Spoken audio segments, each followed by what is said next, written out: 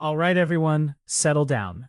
Today, instead of staring at spreadsheets, I'm going to tell you a story about a high school student named Leo, who decided to start a custom skateboard business. He quickly realized that running a business is not just about selling boards. It's about keeping track of the paper trail. These pieces of paper are what we call bookkeeping source documents. When Leo bought his first batch of grip tape from the local skate shop, he handed over his cash and got a small slip of paper in return. That was a receipt, the most common source document, proving cash was paid for goods. Next, Leo wanted custom wheels. He sent an official request to a manufacturer, specifying the size, color, and quantity.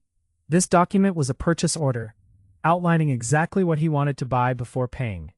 A week later, the wheels arrived, along with a bill from the manufacturer, demanding payment within 30 days.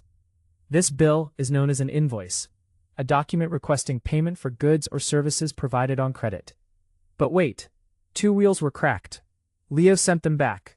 The manufacturer apologized and sent him a credit note, a document reducing the amount Leo owed on his invoice. Finally, at the end of the month, Leo wanted to make sure his records matched his actual money.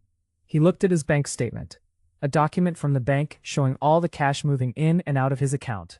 So class, whether you are buying grip tape or running a massive corporation, these source documents are the absolute foundation of accounting.